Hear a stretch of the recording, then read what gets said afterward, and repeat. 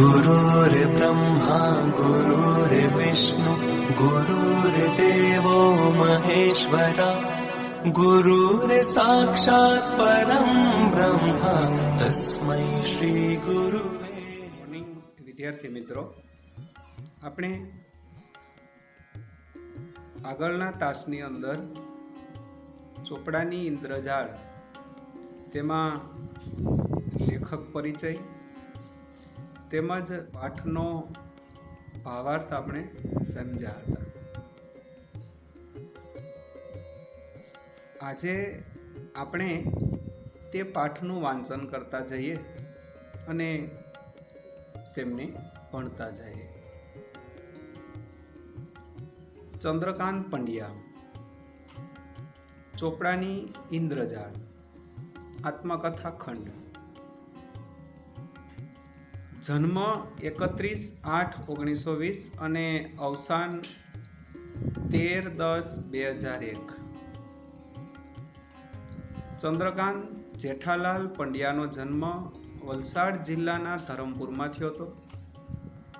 તેમણે મુંબઈ યુનિવર્સિટીમાં TDની પદવી મેળવી હતી. સંગીતમાં પણ નિપુણતા મેળવી હતી. શિક્ષક તરીકે હાલોલ અને નવસારીમાં કામગીરી કરી હતી. સામાજિક અને સેવા ક્ષેત્રમાં તેમનું પ્રદાન નોંધપાત્ર છે. બાનો ભીખુ ભાગ 1-2, સુદામે દીઠી દ્વારામતી યુરોપનો પ્રવાસ, ઘડીક સંઘ શ્યામરંગનો આફ્રિકાનો પ્રવાસ, વસાહતીઓનું વતન અમેરિકા પ્રવાસ તેમના નોંધપાત્ર પુસ્તકો છે. સાહિત્યિક પત્રકારત્વમાં પણ તેમનું યોગદાન છે. અહીં ચંદ્રકાંત જેઠાલાલ પંડ્યા એમણે બાનો ભીખુ ભાગ 1-2 એમાંથી એક આત્મકથા ખંડ અહીં લેવામાં આવ્યો છે. ત્યારબાદ એમના પ્રવાસને લગતા પણ ઘણા બધા પુસ્તકો છે. પત્રકારત્વમાં પણ એમણે યોગ્ય યોગદાન આપ્યું છે. અહીં ભીખુએ બાળપણમાં જોયેલી વ્યાજખોરી અને ગરીબી આ આત્મકથા ખંડમાં રજૂ થઈ છે. અહીં શાહુકારો દ્વારા ગરીબ અભણ લોકોનું કેવું શોષણ થતું એનું તાદશ્ય ચિત્ર ઉપસાવ્યું છે. આવું માત્ર ગુજરાતમાં જ છે એવું નથી, પણ સમગ્ર ભારતમાં આ પરિસ્થિતિ છે. એક તરફ વ્યાજ પર વ્યાજ ચડાવતા શાહુકારો છે, તો બીજી તરફ એ જ શાહુકારના દીકરા તરફ વાત્સલ્ય ભાવ દાખવતા દેણદાર લોકો છે. જીવલાની કરુણ સ્થિતિ જોઈને કિશોર ભીખુમાં સૂક્ષ્મ પરિવર્તન આવે છે, જેના કારણે એ દેવાના ચોપડા ફાડી નાખીને કરજમાંથી મુક્ત કરે છે. પોતાના પિતા અને માતા પણ વ્યાજ વસૂલાતની ઇન્દ્રજાળમાં કેવી રીતે રચ્યા પચ્યા હતા એ નિખાલસતા આ પાઠનું જમા પાસું છે. અહીં ચોપડાની ઇન્દ્રજાળ એટલે કે વ્યાજની એવી જાળ કે જેમાંથી ગરીબ ક્યારેય છટકી શકતો નથી એવું હૃદયસ્પર્શી આલેખન થયું છે. અહીં ભારતની સ્થિતિ સામે જોઈએ તો વ્યાજખોરોની સંખ્યા વધતી જાય છે અને ગરીબ પ્રજા આવા શોષણનો ભોગ બને છે. તેમના પર માઠી અસર પડે છે અને આ વ્યાજ પર વ્યાજ ચડાવતા શાહુકારો અને એનો ત્રાસ પેલી ગરીબ પ્રજાને એની કરુણ સ્થિતિ જોતા નથી, એને એની ફરજ સમજે છે. કારણ કે સમય આજે પણ એવો પરિવર્તિત છે. તે લોકો કહે છે એવું કે અમે સેવા કરીએ છીએ, પણ એમને કઈ મફતમાં નથી આપતા. એ તો એનું વ્યાજ છોડતા જ નથી. આ બાબત અહીં રજૂ થઈ છે, જે ચોપડાની ઇન્દ્રજાળ, એને આપણે અહીં વાંચતા જઈએ અને એનો અભ્યાસ કરતા જઈએ. ત્યારે શાહુકારો ગરીબ અને અજ્ઞાન રાની પર જ ખેડૂતોનું શોષણ કરતા હતા. ઋણ રાહતનો ત્યારે કોઈ કાયદો નહોતો. તેવા દેશી રાજ્યમાં તો આવા શોષણખોરોની ઘી કેળા હતા. રાજા અને અમલદારોના જુલ્મને ચડી જાય એવી આ શરીફ ડાકુઓની લૂંટ ગરીબ પ્રજાના હાડમાંસને ચૂથવામાં જરાય અરેરાટી નહોતી અનુભવાતી. કચડાયેલી પ્રજાનો કોઈ ધણીધોરી નહોતો. રાંકડી ભોળી લંગોટિયા પ્રજા મૂંગા ઢોર કરતા બદતર જીવન જીવતી. ઉજળ ગામમાં થોડું ઘણું પકવે તેમાં રાજા, અમલદાર, ધગડું, તલાટી, ભૂવો અને શાહુકાર સૌનો લાગો. પ્રસંગ બધું કામ પડતું મૂકી બધાની વેટ કરવા એ બંધાયેલો. ગુલામથી પણ બદતર જિંદગી એ જીવે ને ઉજળા ભણેલા લોકો એની લાચારીનો લાભ ઉઠાવે. 1755 ગણિત ગણનારા શાહુકારોના ચોપડાની ઇન્દ્રજાળ એવી કે એની 7 પેઢી પણ ઋણમાંથી કદી મુક્ત ન થઈ શકે. અહીંયા શરૂઆત લેખક કહે છે કે ત્યારે શાહુકારો અને ગરીબ જે પ્રજા છે અને એની કોમ છે રાની પર જ.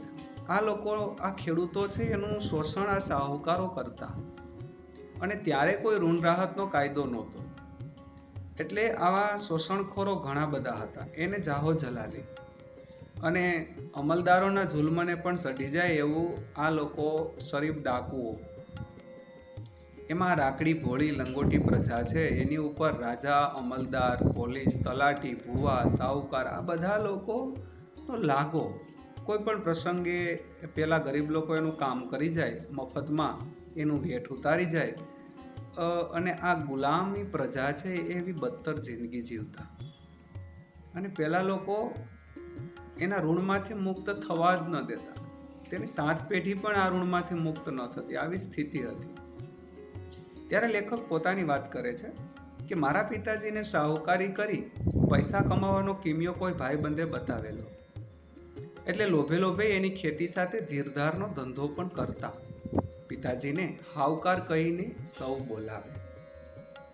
પિતાજીના મૃત્યુ થયું. જમીન ગણોતે ખેડનાર કે તેની દેખભાળ કરનાર કોઈ રહ્યો નહીં. એટલે અમે મૂળ શેઠને સોંપી દીધી. હવે ગુજરાનના સાધન તરીકે દુજાણું ને પિતાજીને ઉઘરાણી 2 જ રહ્યા. વિધવા બાને માથે 2 નાના દીકરા, 1 નાની દીકરી ઉપરાંત 3 પરણેલી બહેનોના વ્યવહાર સાચવવાની બધી જ જવાબદારી હતી. એક નાનું ખેતર બાપુજીને નામે હતું. તે બહુ ઉપજાવ નહીં એટલે નાની બહેનના લગ્ન વખતે આર્થિક સંકળાશને કારણે વેચી દેવું પડ્યું. બા બિચારી રાત દિવસ ઢોર વેતરું કરે, કદી જંપીને ન બેસે.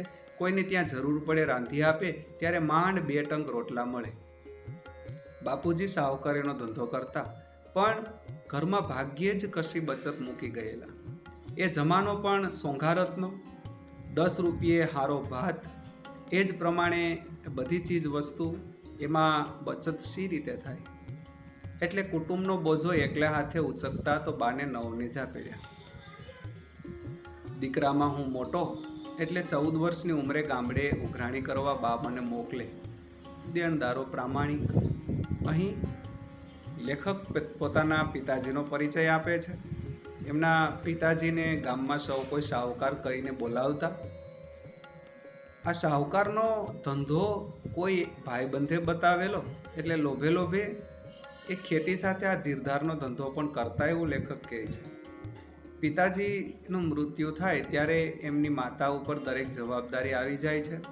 એમાં પણ તે 2 ભાઈઓ, 1 નાની બહેન, 3 બહેનોને પરણાવેલી. અને આ બા છે એ આર્થિક સંકળાશને કારણે પેલી જમીન પણ વેચી દીધી. અને દુજાણું અને પિતાજીને ઉઘરાણી આ 2 જ વસ્તુ આવક. તેમની બા છે એ કોઈનો વેતરું પણ કરી આપે, કોઈને રાંધી આપે અને માંડ 2 ટંક જમવાનું મળે એવું લેખક કહે છે.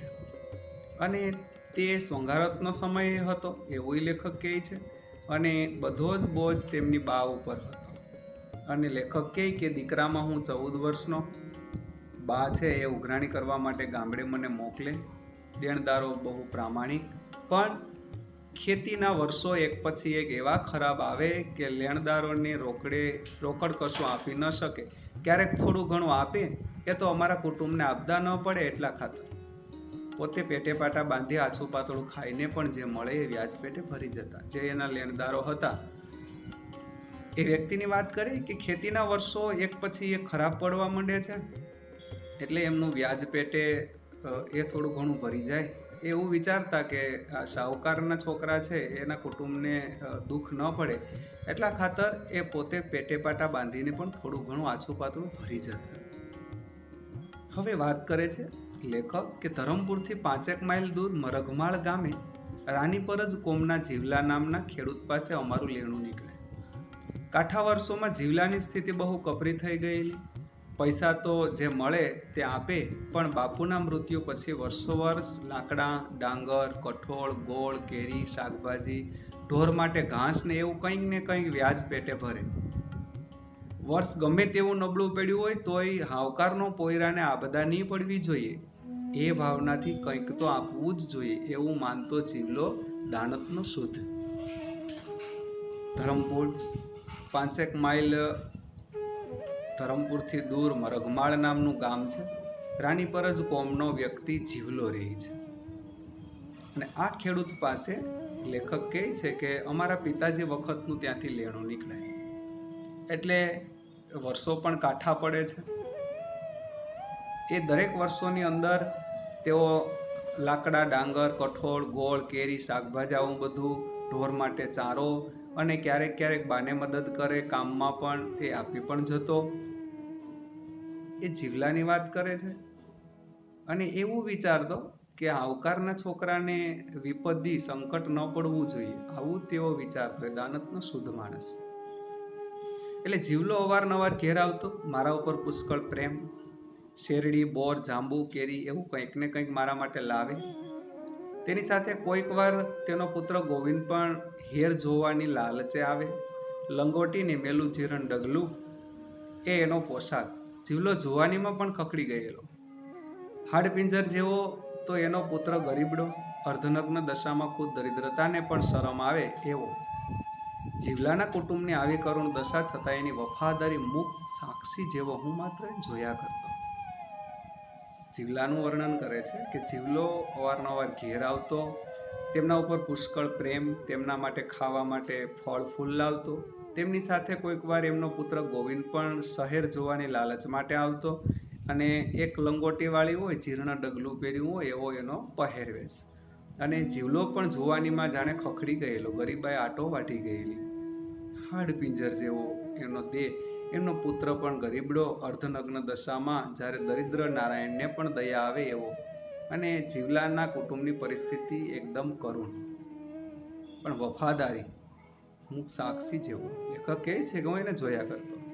હવે બાપુ ગુજરી ગયા પછી બા મને ઉઘરાણીએ મોકલે. મરઘમાળામાં જીવલા ઉપરાંત પણ 1-2 લેણદાર હતા. તેઓ જીવલાની સરખામણીમાં જરા ઠીક સ્થિતિના કહેવાય, એટલે બાને તેમના પૈસા નિયમિત મળતા. પણ જીવલો તદ્દન ભાંગી ગયેલો, પત્ની મરી ગયેલી, તેનું 12મું કરવા માટે વળી બીજો શાહુકાર કરેલો, એટલે જીવલા ઉપર કડક ઉઘરાણી થાય. બરોબર. હવે જ્યારે લેખકના બાપુ ગુજરી ગયા એટલે બા લેખકને ઉઘરાણી કરવા મોકલે છે. મરઘમાળા જીવલો રહે છે, અને એ સિવાયના પણ 2 લેણદારો હતા, પણ એ ટાઈમસર બાને પૈસા ભરી જતા એવું લેખક કહે છે. પણ જીવલાની સ્થિતિ એકદમ નબળી, અને એ સમયે એની ઘરવાળી, એના પત્ની પણ મૃત્યુ પામે, એટલે એમના કરજ કરવા માટે જીવલાએ બીજો પણ શાહુકાર ગોઠવેલો, એટલે એની ઉપર કડક ઉઘરાણી થતી. હવે રવિવારે બા મને ઉઘરાણીએ મોકલી. ભાતામાં કોઈ વાર સુખડી તો કોઈ વાર શક્કરપારા બનાવી આપે. દિવાળી પછી તો લગભગ દર રવિવારે ઉઘરાણીએ જવાનો કાર્યક્રમ નક્કી જ હોય. નદીમાં નાહવાનું મળે, ઋતુના ફળો ખાવા મળે, ચણાનો ઓળો, શેરડી, બોર, કેરી જે મળે તે પેટ ભરીને ખાવાનું, અને ઘર માટે પણ લાવવાનું. સાથે 2-3 મિત્રો હોય એટલે રસ્તો ક્યાં કપાઈ જાય તે ખબર જ ન પડે. રવિવારનો દિવસ બા છે એ લેખકને ઉઘરાણીએ મોકલે. ભાતામાં પણ કંઈક સુખડી અને શક્કરપારા બનાવી આપતા. દર રવિવારે ઉઘરાણીએ જવાનો લેખકનો કાર્યક્રમ નક્કી જ હોય છે. લેખકને ઉઘરાણી કરવા જાય ત્યારે પણ એની સાથે મિત્રો હોય છે, એટલે રસ્તામાં અવારનવાર જાય ત્યારે પણ ચણાનો ઓળો, શેરડી, કેરી આવું બધું ખાવા મળતું, અને સાથે સાથે ખીચા ભરીને ઘરે પણ લાવતા, એટલે રસ્તો ક્યાં કપાઈ જતો એ લેખકને ખબર ન પડી. એક રવિવાર એ જ રીતે ઉઘરાણી કરવા જીવલાને ત્યાં મરઘમાળ ગામે જવાનું થયું. સાથે મારા મિત્રો મોહમ્મદ ને રસિક હતા. બીજે ઉઘરાણી કરવા જવાનું નહોતું, એટલે બાએ કશું ભાતું બંધાવ્યું નહોતું. અમે જીવલાને ઘેર પહોંચ્યા તો માલુમ પડ્યું કે જીવલો કામ અંગે કશે બહાર ગયો હતો. 12 વાગતા આવી પૂગે એમ ગોવિંદે કહ્યું. એટલે સમયનો સદુપયોગ કરવા અમે એના ખેતરમાં ઉપડ્યા.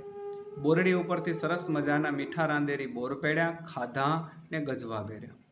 મરચીના છોડ ઉપરથી મરચાં તો રીંગણીના ઉપરથી રીંગણા તોડી ને થેલી ઠાંસી ઠાંસીને ભરી. ગોવિંદે બાવળના દાંતણ કાપી આપ્યા તે લીધા. નદીમાં નાહ્યા ને જીવલાની ઝૂંપડીએ આવ્યા ત્યારે જીવલો આવી ગયો હતો. તેણે પૂછ્યું, ભીખલા, બપોર થઈ ગયા, કંઈક ખાધું કે ભીખો જ? ડોશીએ હું બાંધી આવેલું છે. મેં કહ્યું કે અમે તરત પાછા જવાના હતા એટલે ભાતું નથી લેવા. જીવલો કહે, પોયરા, ભૂખ્યો તો નહીં જ જવા દેવો.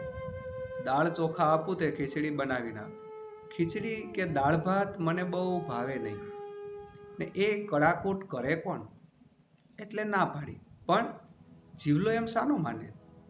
ભીખલાને હીરો બહુ ભાવે એમ કહીને ગોવિંદને મોકલી ક્યાંકથી ગાયનું પાસેર ઘી મેં ગયું, મોટી દીકરી પાસે ચોખા દળાવ્યા, થોડો ગોળ કાઢીને આપ્યો, 3 પથ્થર મૂકી ચૂલો બનાવ્યો, પછી કાંસાના તાસડામાં લાકડાના તવેતાથી આવડે એવો શીરો મેં બનાવ્યો. જીવલો કેળના પાન કાપી લાવ્યો. ગોવિંદ થોડા કાંદા સમારી આપ્યા અને અમે 3 જણા શીરો ખાવા બેઠા. પ્રેમનો શીરો, એનો આનંદ વળી ઓર જ હોય છે. અમે ધરાઈને ખાધું. અમે જવા નીકળ્યા તે પહેલા જીવલાને પૂછ્યું, જીવલા, થોડાક પૈસા આપશે કે? પૈસાની જોગવાઈ તો હમણાં નહીં થવાની. એમ જીવલાએ લાચારી વ્યક્ત કરી. એટલામાં ગોવિંદ વાડામાંથી વાલોળને રીંગણા લઈ આવ્યો, પણ અમારી થેલી તો ભરેલી હતી, એને મૂકવા ક્યાં? મેં જીવલાને એકાદ થેલી તો આપવા કહ્યું. હવે અહીં સુધી રાખીએ. રવિવારના દિવસે લેખક ઉઘરાણીએ જાય છે.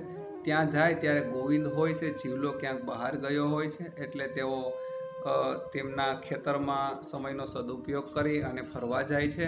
ત્યાં રાંદેરી બોર ખાધા, થોડા લીધા, વાડીમાંથી શાકભાજી ભેગું કરી ઠાંસી ઠાંસી ઠેલી ભરી, નદીમાં નાહ્યા અને ઘરે આવ્યા ત્યાં જીવલો આવી ગયો હતો.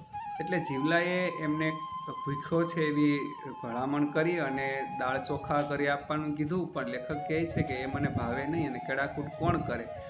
પણ જીવલો છે તે પ્રેમનો શુદ્ધ, એમણે ગોવિંદને શીરો બનાવવાનું કીધું.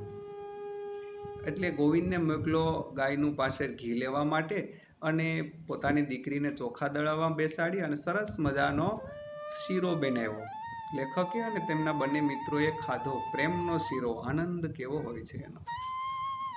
ધરાઈને ખાધું. લેખક હાલતા થયા ત્યારે પેલા જીવલાને કહે છે કે થોડા ઘણા પૈસા હોય તો આપો, પણ જીવલો કહે છે કે હમણાં કાંઈ સગવડ થાય તેમ નથી. અંતે ગોવિંદ ફરી વાડામાંથી વાલોળને રીંગણા લઈ આવે છે, પણ એની પાસે થેલી તો ભરેલી હતી. એટલે બીજી થેલી લેખકે જીવલા પાસેથી માગી. તો જીવલાએ શું કીધું ખબર? ત્યારે જીવલાએ કીધું કે બોડીને તાવળી કાંહકી કેવી. જ્યાં ત્યાંથી ફાટેલો કટકો શોધી આપ્યો, તેમાં રીંગણા વાલોળ બાંધ્યા અને અમે ચાલી નીકળ્યા. તો જીવલો કહે છે કે બોડીને ત્યાં વળી કાંહકી કેવી. જેના માથામાં વાળ ન હોય તેને એ માથામાં વાળ વળાવવા માટેની કાંકીની જરૂર શું પડે? જેની પરિસ્થિતિ જ નબળી છે તેની પાસે સાધન સામગ્રી ક્યાંથી હોય છે? આવું લેખકને આ જે વાક્ય છે એ ઊંડે ઉતરી જાય છે. તે રાતે મને મોડે સુધી ઊંઘ ન આવી. જીવલાના જ વિચાર આવ્યા કર્યા. એક બાજુ જીવલાનો પ્રેમ ને બીજી બાજુ એની કારમી ગરીબાઈ યાદ આવ્યા. એનું વાક્ય બોડીને તાવળી કાંહકી કેવી ઘડી ઘડી યાદ આવ્યા કર્યું. રાત આખી અજંપામાં ગાળી. હું શોષણખોર છું, બોડી જેવી જીવલાની દુર્દશા કરનાર હું જ છું એવો ભાવ જાગ્યો. શીરો જમતા હતા ત્યારે જીવલાના નાગોડિયા ને પેટમાં ખાડા પડેલા નાના છોકરા જેવું ટીકી ટીકીને જોઈ રહ્યા હતા. તે દ્રશ્ય ખડું થયું. ભણવા ગણવાની અને રમવાની ઉંમરે કોઈ ગોવાળિયામાં જતો, કોઈ ખેતરમાં ચાર કાપતો કે બળતણ માટે લાકડા કાપતો, કોઈ શેઠિયાને ત્યાં શાહુકારી પેઠે વેટ કરતો, ત્યાં હું બીજો શાહુકાર બેઠો બેઠો શીરો ખાતો હતો. એના છોકરાના મોનોકોળીઓ મેં જ જૂટ્યો હોય એમ મને લાગ્યું, ને તે પણ ઓછું હોય તેમ 2 થેલીઓ ભરીને શાકભાજી લઈ આવ્યો. મારી જાત ઉપર મને તિરસ્કાર આવ્યો. લેખકને મોડે સુધી ઊંઘ નથી આવતી. જીવલાના જ વિચારો આવ્યા કરે છે. એ વિચારે છે કે જીવલાની આવી દશા કરનાર તો અમે નહીં એમ. અને એ એવું વિચારે છે કે એના છોકરા નાગોડિયા હું જ્યારે શીરો ખાતો હતો ત્યારે મારે સામે કેવું ટીકી ટીકીને જોઈ રહ્યા હતા. પેટમાં ખાડા પડેલા એના છોકરા, એની દશા કેવી છે, અને એનો કોળિયો હું ઝટવનાર કોણ એમ. અને એમાંય વળી ઓછું હતું કે એમણે શાકભાજીની થેલીઓ ઠાંસીને ભરી, અને તેમનું વાક્ય બોડીને ત્યાં વળી કાંકી કેવી, આ સ્થિતિ કેવી છે. ત્યારે લેખક કહે છે કે મારી જાત ઉપર મને તિરસ્કાર આવવા માંડ્યો. સવારે બાને પૂછ્યું, બા, જીવલાનું દેવું ક્યારે પૂરું થશે? એ બિચારો તો કેટલો ગરીબ છે, શી રીતે દેવું ભરી શકશે? બાએ કહ્યું, ફોગટ થોડું આપે છે, મૂળાના પતિકા જેવા રૂપિયા રોકડા કાઢીને આપ્યા છે. મારે ગળે એ વાત ન ઉતરી. સવારે બાને પૂછ્યું, પણ બાઈએ પણ તાત્કાલિક કીધું કે એ થોડું કઈ ફોગટ આપે છે, નકામું થોડું આપે છે, મૂળાના પતિકા જેવડા રૂપિયા એને કાઢીને આપ્યા હતા. પણ આ વાત લેખકને ગળે ઉતરતી નથી. વર્ષ દિવસ પછી જીવલો ફસલ લઈને આવ્યો હતો. ગાડું છોડી પછેડીમાં બાંધી લાવેલો નાગલીનો રોટલો ઓટલે બેસીને ખાતો હતો. બાએ અથાણું ને થોડી દાળ આપ્યા હતા. એની ઘરે મને શીરો જમવાનો હક, જ્યારે મારી ઘેર એ પોતાનું ખાવાનું ઓટલે બેસીને ઓશિયાળાની જેમ ખાય. એ વિરોધાભાસ મને ખીચ્યો. હું ત્યારે 10મા ધોરણમાં ભણું. બા પૈસા માટે તકાદો કરતી હતી, જીવલો એનું દુઃખ રડતો હતો. જો 1 વર્ષ દિવસ પછીની આ ઘટના બને છે. જીવલો છે એ કોઈ ફસલ પાકી એટલે એ થોડું ઘણું બધું લઈને આવ્યો હતો. ગાડું છેડ્યું, પછેડીમાંથી એક નાગલીનો રોટલો બાંધેલો હતો. એ એક છાંયે બેસીને ઓટલા ઉપર ખાતો હતો. બા છે એને અથાણું ને થોડી દાળ આપ્યા. ત્યારે લેખકને વિચાર આવે કે એની ઘરે મારે શીરો જમવાનો હક, અને જ્યારે મારી ઘરે આવે ત્યારે એને ઓટલે બેસીને ઓશિયાળીની જેમ ખાવાનું. આ વિરોધાભાસ લેખકને ખૂંચે છે. ત્યારે લેખક કહે છે કે હું લગભગ ત્યારે 10મું ભણતો. બા ગઈ એટલે મેં જીવલાને પૂછ્યું, બાપુજીએ તને કેટલા રૂપિયા ધીર્યા હતા? જીવલાએ અતિશયોક્તિ વિના બધી વાત કરી. ખેતર વેચાતું લેવા તેણે બાપુ પાસેથી ₹300 વ્યાજે લીધેલા. 2-3 વર્ષમાં પૈસા વસૂલ કરશે એવી એને શ્રદ્ધા, પણ વર્ષ એક પછી એ ખરાબ આવ્યા. રોકડ બહુ નહોતા આપી શક્યો. મેં ચોપડામાં જોયું તો વ્યાજનું વ્યાજ ચઢીને ₹1500 લેણા નીકળતા. બાપુના મૃત્યુ પછી હિસાબનું કામકાજ દાસકાકા કરી આપતા. 3 વર્ષ પછી નવું ખાતું પાડવાનું હતું. આજે તેના પર અંગૂઠો પાડવા જીવલો આવ્યો હતો. વર્ષો વર્ષ ફસલ ભરી જાય, શાકભાજી, લાકડા, ઘાસ, ગોળ આપી જાય, તે બધું મફતમાં. ચોપડે રોકડા રૂપિયા સિવાય કશું જમે ન થાય. આવે ત્યારે બાનું થોડું ઘણું કામ પણ કરી જાય. છતાં જીવલો હાવકારનો જન્મનો ઋણી. પૈસા ખોટા કરવાની જરાય દાનત નહીં. તારા પૈસા દૂધે ધોઈ હાલવાના એવી પ્રામાણિકતા. એ જીવલો રાત દિવસ કાળી મજૂરી કરે તો એના છોકરા ભૂખે મરે. આટલું આપવા છતાં 300 ના 1500 સી રીતે થયા તે સમજવા જેટલી તેમનામાં બુદ્ધિ તો શાની હોય. શાહુકારનો ચોપડો જૂઠું થોડું વાંચે એવો એને વિશ્વાસ. દર વર્ષે ફસલ તો ભરી જાય, શાકભાજી આપે, લાકડા આપે, ગોળ આપે, આવું બધું આપે છે, પણ એ બધું મફતમાં. ચોપડે રોકડા રૂપિયા સિવાય કાંઈ પણ ન જમા થાય. અને આવે ત્યારે બાને થોડું ઘણું કામ પણ કરવા લાગે. પણ છતાં પણ જીવલો હાવકારનો જન્મનો ઋણી છે. પૈસા ખોટા કરવાની દાનત જરાય પણ નહીં. એ વિચારતો કે તારા પૈસા દૂધે ધોઈને આપવાના. આ કેવી પ્રામાણિકતા કહેવાય. રાત દિવસ કાળી મજૂરી કરે તો એના છોકરા ભૂખે મરે. આટલું આપવા છતાં 300 ના 1500 કેમ થયા ને એવી એ વિચારવાની એની પાસે બુદ્ધિ નહોતી. અને એને વિશ્વાસ હતો કે શાહુકારનો ચોપડો કોઈ દી જૂઠું બોલે જ નહીં. આ ગરીબ પ્રજા કેટલો વિશ્વાસ મૂકે છે. આવા શોષિત દરિદ્ર નારાયણની કરુણ દશા જોઈને મારું હૃદય દ્રવી ઉઠ્યું. મુદલ કરતા તો કેટલુંય વધારે આપી ચૂક્યો હતો. છતાં શાહુકારના ચોપડામાં દેવું 5 ગણું બોલતું હતું. અને આજે દાસકાકા ફરી હિસાબ કરશે ત્યારે તો એ ક્યાંય વધીને ઊભું રહેશે.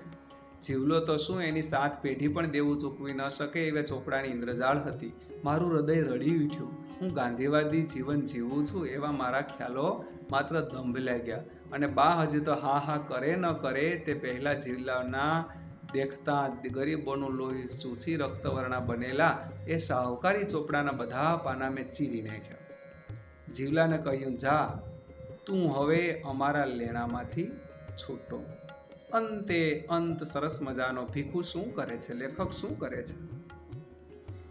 લેખક પેલા જીવલાની આવી દરિદ્ર નારાયણની કરુણ દશા જોઈ છે ત્યારે એનું હૃદય કકળી ઉઠે છે. કારણ કે મુદલ કરતા કેટલું વધારે આપી ચૂક્યો હતો આજ સુધી, પણ છતાં પણ સાહુકારના આ રાતા કલરના ચોપડામાં એનું 5 ગણું લેણું બોલતું હતું. આજે આ દાસકાકા ફરી એને બોલાવ્યો તો હિસાબ કરશે, એની ઉપર જીવલાનો અંગૂઠો મારવામાં આવશે અને હજી તો આ વર્ષનું લેણું બાકી હતું, પણ પેલા 300 ના 1500 કેમ થયા તે સમજ બહાર હતો. અને આવી ચોપડાની ઇન્દ્રજાળમાં જીવલો ફસાય છે.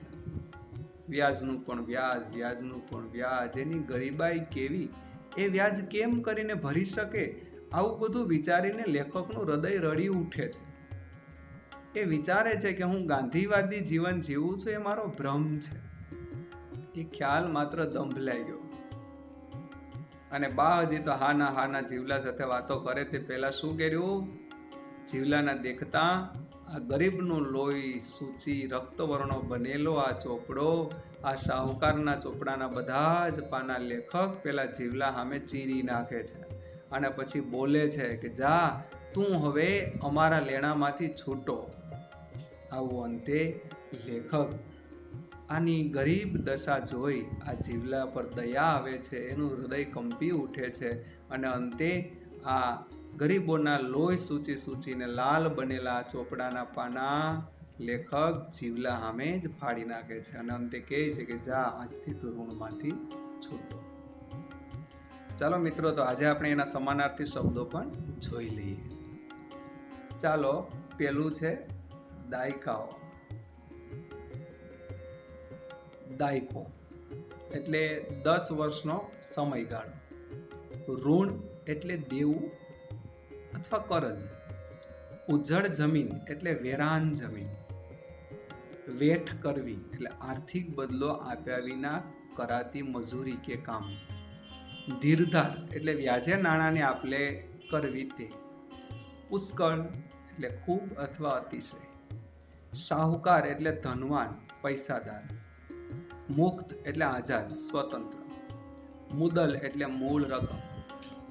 તળપદા શબ્દો જોઈ લઈએ. હાવકાર એટલે શાહુકાર. સોંઘારત એટલે સસ્તું. આપદા એટલે આપત્તિ. પોયરા એટલે છોકરા. કોથે ગયેલો ઓહે એટલે ક્યાંક ગયો હશે. તળપદો શબ્દ છે. ડોહાડી એટલે ડોસી. આલ્યું એટલે આપ્યું. ની એટલે નહીં. પૈહા એટલે પૈસા. ભૂખો એટલે ભૂખ્યા. હાવ એટલે સાવ. ચુહાઈ એટલે સૂચાઈ અને ગીયો એટલે ગયું. વિરુદ્ધાર્થી શબ્દો છે. શાહુકારનો વિરોધી શબ્દ ગરીબ. અજ્ઞાની વિરોધી શબ્દ જ્ઞાની. પ્રામાણિકનો વિરોધી અપ્રામાણિક. ઉદારનો વિરોધી કંજૂસ અને લેણદારનો વિરોધી દેણદાર. રૂઢિપ્રયોગો જોઈ લઈએ.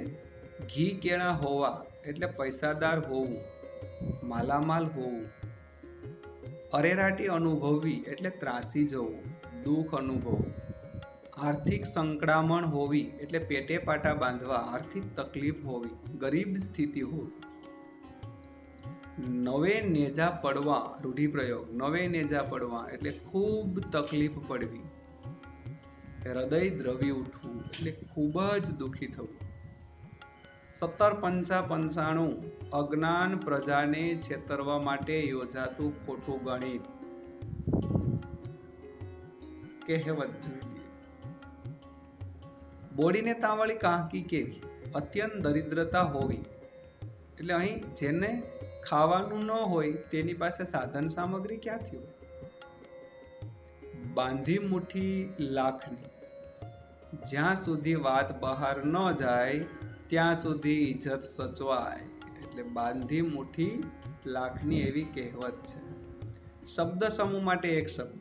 ખરાબ દશા હોવી તે દુર્દશા. આવો અર્થ થાય છે.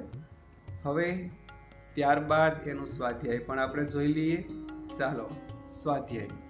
નીચે આપેલા વિકલ્પોમાંથી સાચો વિકલ્પ પસંદ તમારે કરી અને ખરાની નિશાની કરવાની છે. જાતે આ લખવાનું છે. હું વાંચી જાઉં છું. લેખકને પોતાની જાત ઉપર તિરસ્કાર આવ્યો કારણ કે 4 માંથી એક ઓપ્શન તમારે પસંદ કરવાનો છે. ચાલો, એ પછીનો પ્રશ્ન. જીવલાની કરુણ દશા જોઈ અને આ 4 ઓપ્શનમાંથી એક ઓપ્શન પસંદ કરવાનો છે.